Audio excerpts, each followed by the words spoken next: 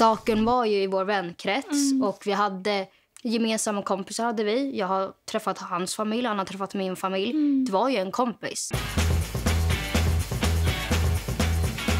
Hej, jag heter Filippa. Hej, jag heter Julia. Och det här är saker som du aldrig vågat fråga någon som haft en stalker. Var din stalker någon du träffat innan eller kände eller en främling? Alltså min stalker skrev till mig på Instagram DM och det var så vi fick kontakt. Hur gammal var du när han skrev till dig? Jag var 15 tror jag. Ja, du var ung. Ja. Väldigt ung. Ja. Det var en random kille som skrev till mig på Instagram och vi hade många gemensamma följare och så. Så jag följde tillbaka, tänkte att det var helt normalt, svarade på DM:et. Han målade upp sig som en jättefin människa. Men det skulle komma att bli lite konstigt sen. Ja, jag var 17, skulle fylla 18. Han och jag hade gemensamma kompisar och vi hängde i samma vängrupp liksom. Så det var en normal person i början kan man säga. Ja. När fattade du att du hade en stalker? Jag förstod inte det alla dessa år. Men sen så bara för ett år sedan så pratade jag med min kompis pappa som är polis. Och han sa att jag skulle anmäla och att det här var något allvarligt. Och jag hade inte förstått det innan eftersom att stalkern var ju i vår vänkrets. Och vi hade gemensamma kompisar hade vi. Jag har träffat hans familj, han har träffat min familj. Det var ju en kompis. Min stalker kom aldrig fram till mig ute. Han höll sig på avstånd. Typ på jobbet. Han ställde sig bakom ett hörn och kollade på mig. Han kom aldrig fram. Jag hade en killkompis som kände den här killen. Och min stalker, han hade pratat med honom och sagt att vi hade en relation med varandra. Enligt honom så tror jag att han tänkte att vi kände varandra. Han kände mig, men jag kände inte honom. Kände du dig trygg hemma i offentliga rum på jobbet? De perioderna han ville få kontakt med mig kände jag mig inte trygg hemma. Så jag sov över hos kompisar eller så fick någon sova över hemma hos mig. En kväll så var jag och mina 2 kompisar hemma hos mig. Så vi satt på övervåningen och alltså, dörren är på nedervåningen. Så då hör vi någon plinga på och banka och typ prata där utanför dörren. Och så här, ja, man säger mitt namn och man hör ju inte exakt vad han säger. Det slutar med i alla fall att vi öppnar ju inte dörren för att vi vet ju inte om han var berusad eller inte liksom. Nej. Men den kvällen slutade i alla fall med att mina kompisar fick ju sova över hemma hos mig för att jag kände mig inte trygg. Mina föräldrar var bortresta då. På jobbet har jag såklart känt mig jätteotrygg. När det har hänt innan så har alltid kollegor typ tagit kassan åt mig för att jag inte ska behöva vara nära honom. Vet han vart du bor så att du har känt dig otrygg hemma?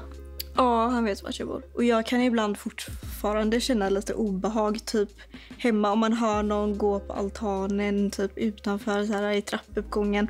Jag tror att det sitter i lite att man har blivit förföljd. Det var en händelse när min kompis ljög om att jag var jättelångt från Stockholm. Och han åkte dit mitt på natten för att han trodde att jag var där. Men jag var ju hemma med mina vänner då. Vad var det läskigaste som hänt dig när du hade din stalker? Det läskigaste som hände mig var när han kom hem till mig och bankade på dörren och stod utanför mitt hus i ungefär en halvtimme. Och då ville han komma in och prata med mig, sa han. Men mina kompisar var där som tur var, så jag öppnade inte dörren. Det senaste som hände mig var när jag var ute med några vänner. Så stod han utanför klubben som vi var på och skrev till min kompis att jag kommer stå här tills Filippa går ut. När jag gick därifrån så följde han ju efter mig med sina killkompisar. Så då fick jag ringa min kompis som hämtade mig med bil. Jag har känt skuld för mina vänner att han kontaktade dem så intensivt när de inte vill heller. Och följer efter dem till slut på stan för att han vill fråga grejer om mig. Första gången han kom till min arbetsplats, det tyckte jag var väldigt obehagligt. Och en gång så kom han hem till mig, ringde på porttelefonen väldigt många gånger. När jag inte svarade så ringde han en familjemedlem till mig. Så sa han, jag kommer stanna här tills Julia kommer ut och vill prata med mig. Han försvann efter en timme ungefär. Men det har ju hänt mig också att han hotar om att jag står kvar här tills du och jag pratar med varandra. Precis. Blev din stalker dömd För det är väl olagligt. Jag anmälde aldrig så han har inte blivit dömd. Sen tycker jag att absolut att man ska göra det. Om man är redo för att anmäla det. Det är ju ens eget val att anmäla det. Absolut. Jag har inte heller anmält. Det har inte hänt någonting på 1 år. Och det är olagligt när det kommer till att det blir sexuella trakasserier eller att det blir till fysiskt. Men det räknas fortfarande som stalking att bli förföljd genom sociala medier eller att bli förföljd i verkliga livet. Gav du dig bekräftelse? Ville du någon gång att hen inte skulle sluta?